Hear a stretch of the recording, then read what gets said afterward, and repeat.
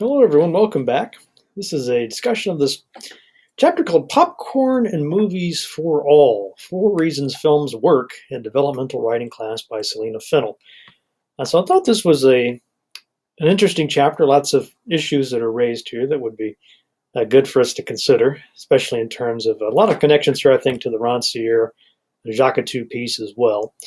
I wanted to start this just by thinking what would be the criticisms of this? He talks a little bit to me. It almost sounds like he's had to, or she has had to deal with some naysayers about this. I wanted to see if I could find some more naysayers before we talked about the positives. And I found this article.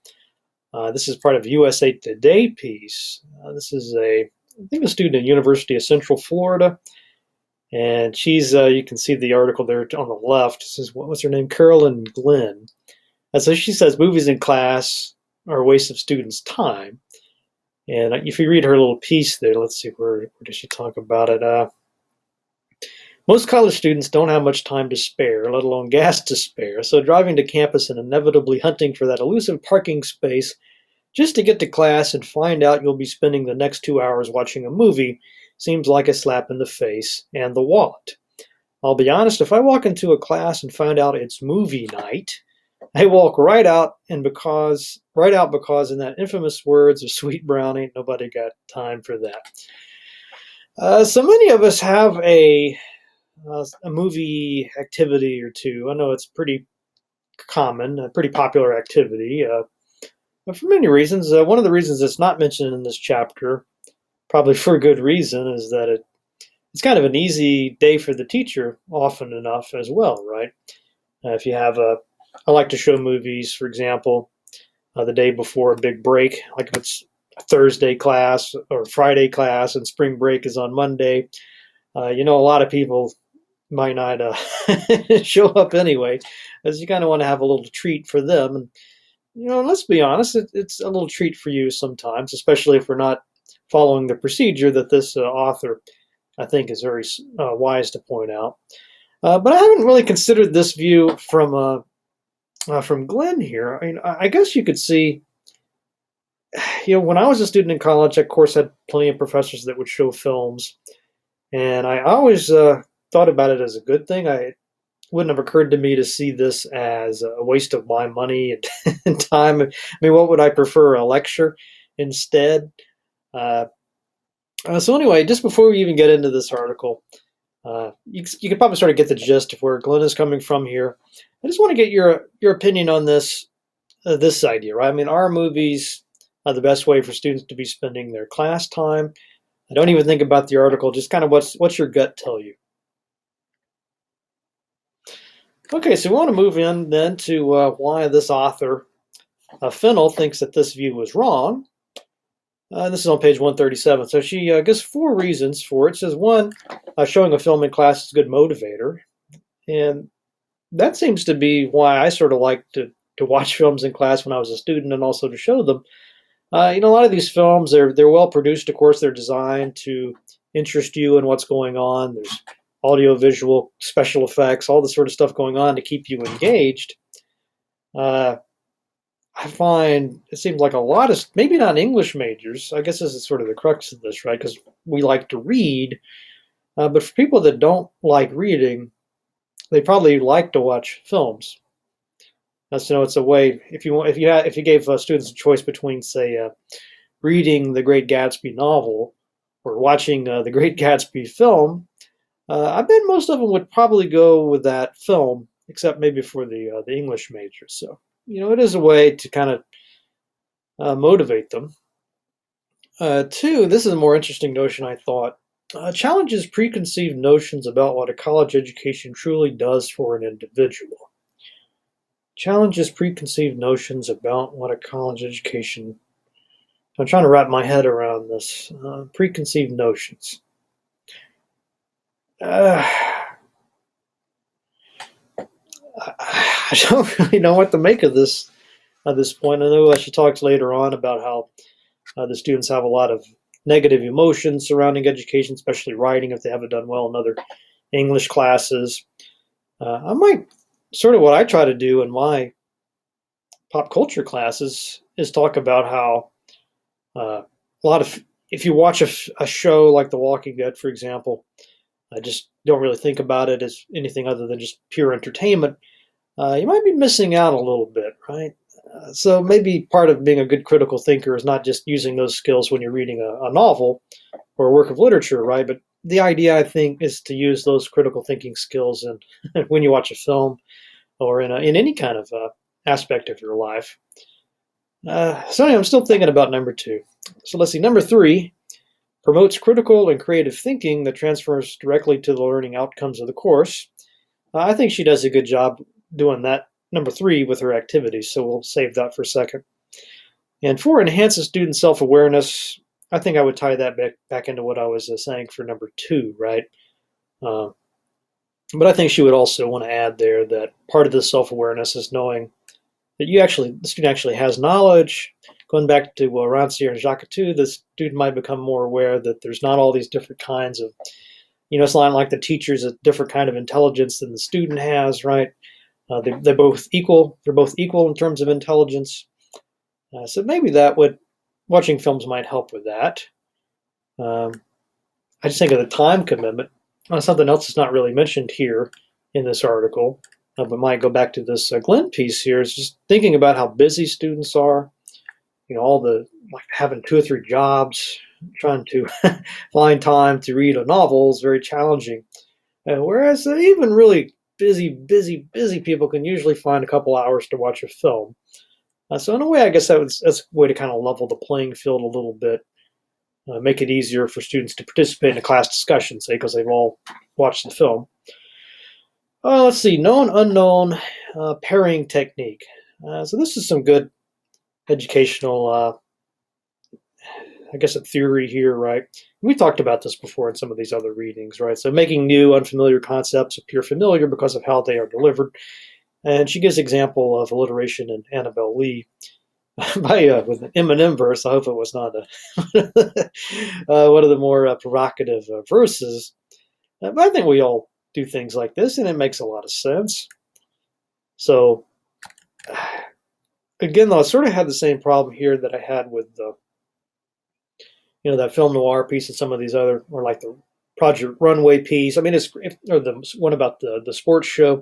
Yeah, if the students are familiar with it, it's fine. But what if they don't know Project Runway, or they've never seen that sports program, or film noir film? Does that hold true? I think it's a little different here because of the fact that they're screening the film in class, so they would all, I guess, be familiar with it. But anyway, we can come back to that. Now, here's something I do take I just can't agree with this idea. This is on page 138. She says, millennial students learn differently, and therefore teachers must teach differently. This is the kind of easy statement that you find all over the place, right? That there's just something fundamentally different about these students. They have to be texting all the time. They have to be playing video games all the time. They can't learn in a traditional classroom. There's just something different about the way their brains are wired. I find that ludicrous, to be honest. You might disagree. I'd like to hear your view. But anyway, there is some, maybe not this idea of millennials, but we could look at somebody like Gardner. He's got his theories of multiple intelligences you probably come across before. A lot of people say things like, well, every student learns differently, whatever that means. But there is at least some science behind this idea of multiple intelligences. So I got a quotation here for you from some Gardner's work.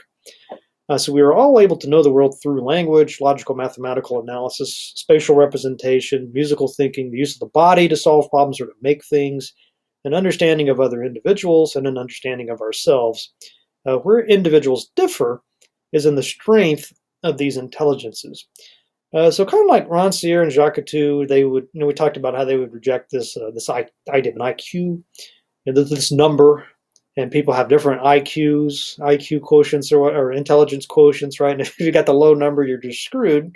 You're dumb, right? If you have the high number, then you're some kind of genius. So Rancière and Jacques will say, that's nonsense. Everybody's equally intelligent. And Gardner sort of had a different attack on that idea of IQ. He said, well, IQ is the problem with IQ is that there's more than one type of intelligence, right? You could like you got to hear this sort of spatial representation, or maybe you're good in math. Maybe you're not. Just because you're bad at math doesn't mean you're dumb. You probably make up for it in some other type of thinking ability, right? And it's an advantage, you know, leads to more innovation if you don't just always approach problems with the same type of, you don't want to do everything from a logical mathematical perspective, right? Musical thinking, I love this idea. And maybe you could solve a problem with music somehow, or this type of intelligence that would require, I guess, music composing appreciation might lead to some insights into a problem that you never would have thought about using these other methods. So anyway, this is sort of where some of this is coming from. I think people take it to the extreme. Obviously, we all need to all need at least some basic skills, and each of these, I would say, everyone needs training in each of these areas. But anyway, maybe I'll just move on. It's kind of get at one of my soapboxes, I guess. Okay, then they talk a little bit about developmental students in particular. So they got a quotation here from somebody named Negretti, who's talking about developmental classes, basic writers, whatever you want, terms you want to use. And they say, and I think this is really insightful here. So Negretti says, what's really going on that these students tend to lack the ability to monitor, evaluate, and modify the self-regulatory strategies that they use. And this self-regulatory, I think that probably comes from Daniel Goleman. He's got his book, Emotional Intelligence. You probably heard about this, kind of tying back into this Gardner theory, right? So thinking about, I guess, the whole holistic view of a student, so it's not so much what the student knows and doesn't know. Maybe you should also concern yourself with how the student feels, right? And the sort of emotional side of being a student, how that can have this tremendous impact. And some of the examples in this chapter were really just striking. You know, the students who wrote about how, you know, they haven't eaten in several days. I mean, wow, how can you really expect a student to sit calmly in a classroom, listen to a lecture if they're worried about where their next meal is coming from? So all of this is really good. I'm not quite clear. I guess we could think more about how watching movies helps with this. Maybe that's a good question for you. So let's just think about the self-regulation, the emotional side of all this, and all the problems that poses for students. Would watching a movie in class, how do you think that would help with this? And then another really good point made here is this idea of the developmental writing class, or I would say first-year composition as well, being a first impression, you know, and how powerful an impression that can make. And a student that has a bad experience might just project out and say, well, is this what I signed up for the next 4 years? You know, I think I'll just drop out now, right? Or they make assumptions that the rest of the experience will be like this. And I hate to think about any class being a gatekeeper class, you know, a class that's designed basically to weed out students that they don't want. They don't feel like they're smart enough or whatever. So I've heard this view before, how important this is. And, you know, there's a lot of problems with the developmental class. I was thinking when I was at Northwestern State in Louisiana, it's quite possible for students, if they scored low enough on all these sort of ACT, SAT type tests, they might have to take 2 full years of what they called remedial classes. And those did not count for college credit, but you had to take those before you could sign up for first-year composition. So you can imagine, you know, you're basically telling these students, yes, you had to pay for these classes. They cost as much as a regular class. You don't get college credit for it. And it's basically, you're taking this because you screwed around in high school and you didn't learn what you needed to know. It's almost kind of a punitive like vibe to it, right? And of course, the students, oh man, you know, you'd walk in as a teacher to teach these classes, all the students would be at the very back of the class, nobody in front. Everybody just resenting the resentment that they had to be there was insurmountable. It was really difficult to try to, you know, reach these students. And I think I wish I'd have had this chapter back then, because I think that, you know, the assignment where they were watching the movie that sort of helped the students connect, try to find a reason for being there. I think that motivational thing would have been really key. But what do you think of this idea? You know, it's fun and useful, I think, to think about this. You know, if you're the first class if you're the first professor, first instructor a college student encounters, uh, how does that make you feel? Okay, so then we talk about the proper implementation of a film. So I think this is the real contribution of this article from Fennell. You don't just use a film as a free day, like I've been guilty of doing, and maybe some of you have as well. But you want to have an activity wrapped all around this thing. Sort of stuff you do before it, stuff you do maybe even during it, but definitely follow-up assignments after it. So she says, it's not a waste of time as long as the teacher engages the students in a pre-movie activity, follows the movie with critical thinking, active engagement, and discussion, along with an assignment that helps the student tie together the movie with the current learning goal. So the objection was, okay, sure, that's just good assignment building, right? But it is a writing class. Shouldn't they be reading instead? Why do you have a movie? Why not have them read a short story or a poem, or heaven forbid, a novel? Watching a film isn't very academic. And I encounter this attitude all the time. Well, that's not academic enough. You're not treating this seriously enough.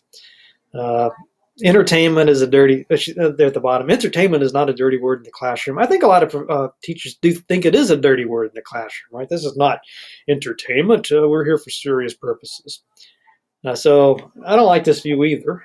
And I agree with these reasons why, right? For one, we're assuming there's a correct way of teaching, and that's the non-fun way, closes innovation. Everybody knows we need some kind of innovation to keep things fresh, right? Two, leaves gaps for students who just like reading, but maybe they like writing, they just don't like reading all these novels, and maybe they just frankly don't have the time to do it, as I've said earlier. And three, this idea that films can't be valuable as well, that there's no critical thinking that goes along with there's terrible films that have no redeeming qualities whatsoever, but you could say the same for novels too, right? So anyway, what do you think about these points? Okay, then we get a couple of quotes. There's a David Miller quote here and a Mike Rose quote. David Miller, I think this sounds just like something Jacques Coutu and Rancière would talk about. So talking about these developmental writing students questioning the validity of their personal experience and finding it difficult to accept that it is as valid as anyone else's firsthand experience. In short, they do not trust the knowledge they already possess. That seems straight out of the Ignorant Schoolmaster, or Freire for that matter. And then Mike Rose talking about thinking skills. You want to talk about critical thinking skills, and that can be so abstract and so daunting for students. So it's really important to have a natural way, at least from the student's perspective, to sort of build into this. And I guess it's arguable whether Fennell's successful with this. But anyway, I wanted to know what you think about her two activities. They have the blind side, and that's to teach a 5-paragraph organization. That's a whole other can of worms, but I think we can all agree at least that the concepts of introducing a topic and supporting it and concluding it are important. And then there's one, they say it's purposefully chose a film that nobody would have watched before called Lars and the Real Girl, and that was for character analysis. So you've seen what she came up with for assignments. What do you think of those? Do you think it achieves these goals for Miller and Rose and the rest of the article? Okay, so I think that'll do it for now. I hope you enjoyed this. I'm looking forward to reading your responses for this tremendously. I think there'll be some fun stuff. But anyway, let me know if you have any questions, and I'll see you next time. And thanks for watching.